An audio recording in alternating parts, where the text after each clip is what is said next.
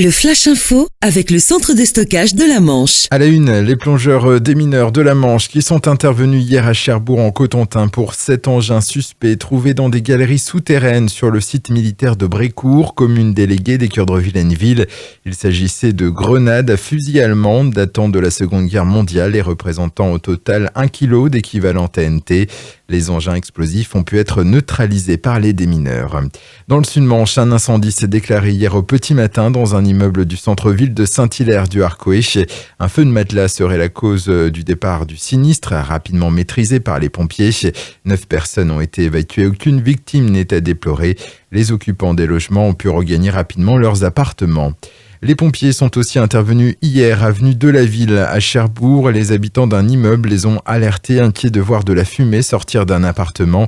Il a fallu sortir la grande échelle pour pouvoir pénétrer dans ce logement situé au 3e étage. Finalement, le dégagement de fumée provenait de fumigènes destinés à tuer les insectes. Les locataires étaient absents au moment des faits.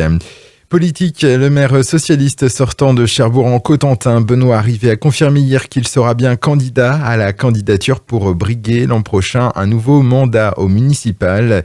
Dans le processus de désignation du PS, les militants seront appelés à se prononcer mi-octobre, un choix qui devra encore être validé par les instances nationales.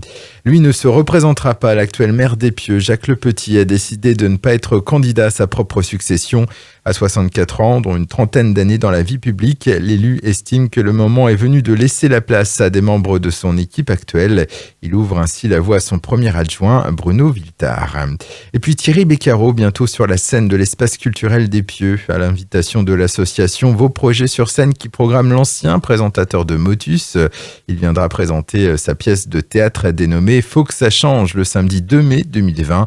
Ouverture de la billetterie en décembre prochain. Le Flash Info vous a été présenté par Landra, centre de stockage de la Manche à Digueulville. Pour en savoir plus et visiter notre centre, 0810 120 172, coup d'un appel local.